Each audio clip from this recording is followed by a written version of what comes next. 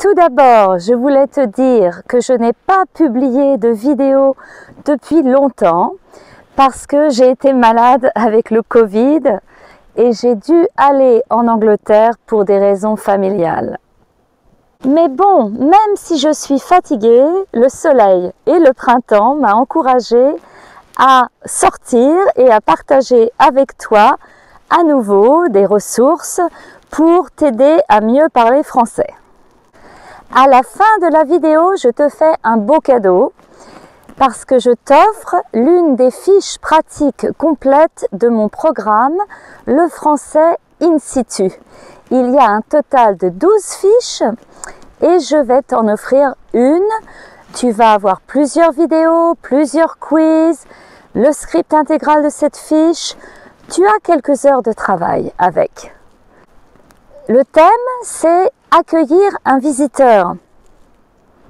Et tu vas pouvoir réutiliser tout ce que tu apprends dans cette fiche. Mais d'abord, j'imagine que tu veux savoir ce que c'est le programme du français in situ. Et j'ai décidé de te le présenter.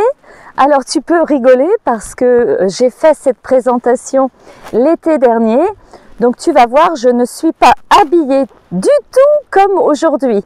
Je suis en robe d'été et il faisait très chaud l'été dernier. Alors tu as 12 fiches pratiques thématiques et je voulais partager avec toi le contenu global de ces fiches pour que tu commences à plonger dans l'ambiance de cette formation.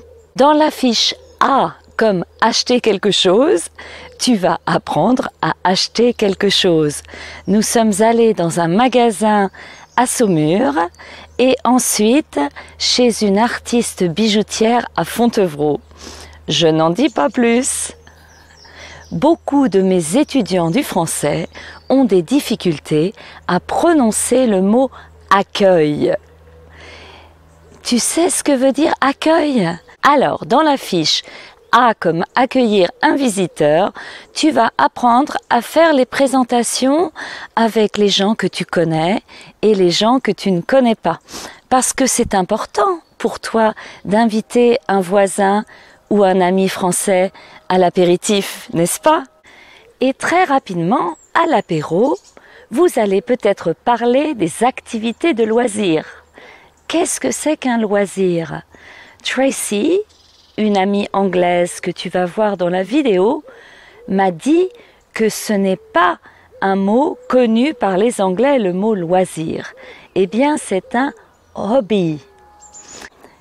Tu es d'accord que c'est un sujet de conversation intéressant, non? Et quand nous parlons des loisirs, nous parlons également de nos activités quotidiennes. Alors, ça veut dire quoi le mot quotidien et le mot quotidienne? Eh bien, ce sont tes activités de tous les jours. Dans la fiche A comme activité quotidienne, tu vas apprendre à parler de tes activités de tous les jours. Dans la fiche A comme actualité, tu vas apprendre quelles actualités intéressent les Français et les habitants de Saumur. Et toi, après, tu vas pouvoir comprendre plus facilement les magazines, les journaux, les actualités à la télévision et à la radio. Une autre difficulté du français, ce sont les adjectifs. Tu vas apprendre l'importance d'apprendre à utiliser les adjectifs pour parler de la région où tu viens en vacances ou du patrimoine où tu te trouves. Et après, nous allons apprendre à utiliser les adjectifs devant ou après le nom avec certains adjectifs comme certain, grand, nouveau, ancien, parce que la place de l'adjectif change le sens. Dans nos conversations courantes, nous utilisons beaucoup les adverbes. C'est pour ça que dans le français in situ, il y a plusieurs fiches pour que tu étudies tranquillement les adverbes. Alors, nous commencerons par les adverbes de fréquence pour parler de tes activités préférées et de la fréquence avec laquelle nous faisons nos actions. Ensuite, nous allons étudier les adverbes de lieu. Derrière moi, regardez, il y a cette magnifique abbaye de Fontevraud. Et j'habite encore plus loin derrière. La rue Robert d'Arbrissel est juste derrière l'abbaye. Devant moi, j'ai la magnifique forêt de Fontevraud. Mais évidemment, vous devez apprendre au-dessus de, en dessous de. Il y a beaucoup d'adverbes et de prépositions de lieu. Alors la manière, j'ai dit tout à l'heure, tu vas étudier tranquillement les adverbes. Tranquillement, c'est un adverbe de manière. Est-ce que tu as déjà dit en français « je t'aime »,« je vous aime » ? Eh bien, pour parler de tes activités préférées, tu vas étudier la fiche A comme aimer. Un peu, beaucoup, passionnément, à la folie, pas du tout. Est-ce que tu aimes la France? Un petit peu, ou à la folie, passionnément. Pour terminer, je vais t'emmener dans le passé grâce à la fiche A comme album souvenir et tu vas pouvoir réviser l'imparfait. En avant-goût de la fiche accueillir un visiteur, voici un petit extrait. Je suis allée au magasin de chaussures Le Pied à Saumur, rencontrer Isabelle, la gérante, accompagnée d'une étudiante américaine, Cindy, que tu connais peut-être si tu me suis déjà sur ma chaîne YouTube Parfums de France, où je poste des ressources gratuites, des conseils et des programmes en ligne depuis plusieurs années. D'ailleurs, je te remercie. Et si tu ne me connais pas encore, je m'appelle Sylvie Reeves, ma chaîne Parfums de France est pleine de ressources pour t'aider à mieux parler français. Alors surtout, n'hésite pas à t'abonner sur cette chaîne et si tu veux recevoir toutes mes publications, tu cliques sur la petite cloche que tu vois apparaître. Alors, nous sommes allés au magasin Le Pied.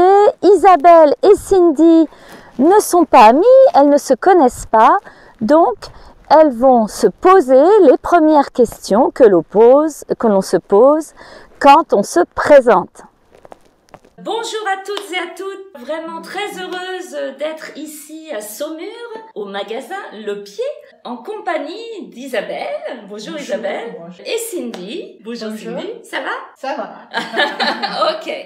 Et le thème de cette vidéo, c'est l'accueil d'un visiteur. Ok? Accueillir, tu comprends? Accueillir? Non.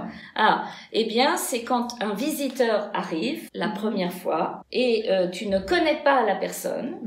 Donc, la première chose que l'on fait, c'est quoi, Isabelle? Bonjour, comment allez-vous? Bonjour, très bien, et toi? Très bien, merci.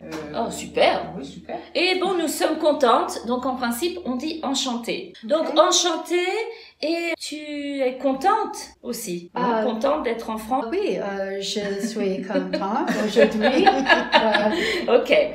Alors, aussi, si la personne est en vacances ici, elle a voyagé. Quelle question on pose pour le voyage? Avez-vous fait bon voyage? Oui, j'ai un très bon voyage. Alors, quand nous sommes en voiture, on dit « vous avez fait bonne route ». Bonne route. Mais elle n'est pas venue en voiture. Elle est venue en avion. Oui, suis venue, oui. Je suis venue. Je suis venue en avion. Oui, en avion. Avion. Donc, en avion. Vous avez fait bon vol? Oui, bon vol. Ok. Donc, après le transport, il y a le séjour. Quand on reste à un endroit, c'est pendant un certain temps, c'est un séjour. Donc, la durée, quelle question? Pendant combien de temps vous restez sur Saumur? J'ai resté à Saumur 3 semaines. Ok, très bien. Et voilà, c'est parfait. Si vous voulez en savoir plus, cliquez sur le lien sous cette vidéo. Merci beaucoup Cindy et puis Isabelle.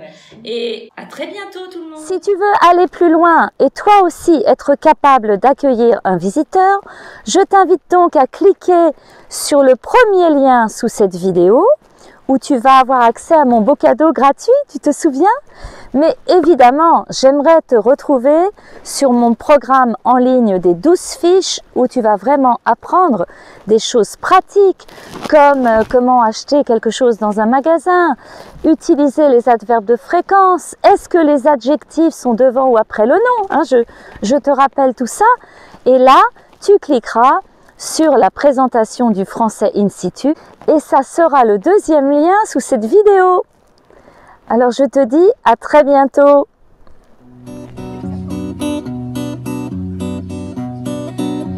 Sous le ciel de Paris s'envole une chanson.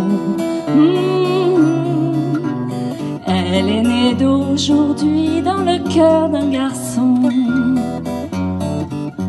Sous le ciel de Paris marchent des amoureux.